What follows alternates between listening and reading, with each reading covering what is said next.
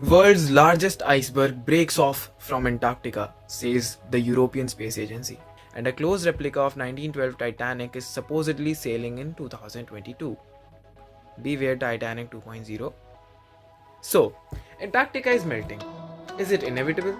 Will the sea levels keep on rising? Will we never get back our icebergs as they were? On the World Environment Day, here is the first episode of Falls, Fun and Latest in Science. In this episode, we will discuss the possibility of reframing the Antarctic ice sheet.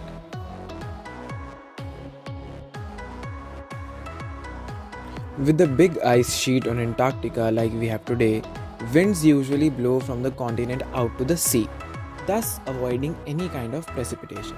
In a warmer climate, as the ice melts, the newly exposed ground is less reflective, thus local temperatures become warmer. This warmth will lower the atmospheric pressure, thus inviting sea breeze and rainfall. The rain falling on the ice sheet can fracture it.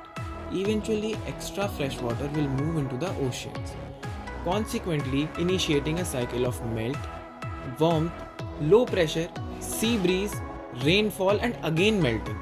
This could trigger processes that accelerate further ice loss.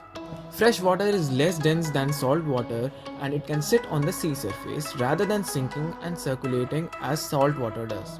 This effectively breaks the connection between the deep ocean and the surface ocean, causing warmer water to accumulate at the depth.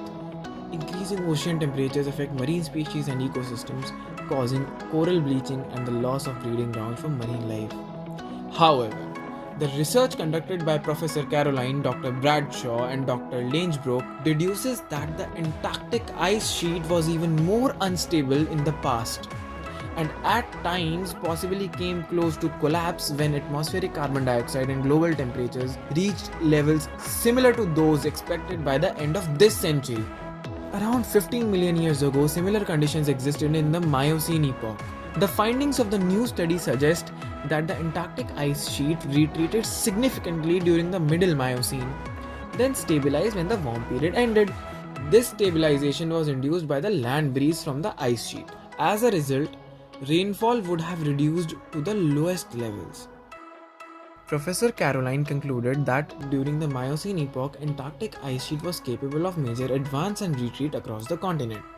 Dr. Bradshaw also stressed that conditions now are not identical to those in Middle Miocene, and the model used in the study does not include the impact of feedback from the carbon cycle. Conclusively, it will not be appropriate to say that the Antarctic ice sheet will recover as it did in the Miocene epoch without considering other variables responsible for its melting, which is carbon cycle.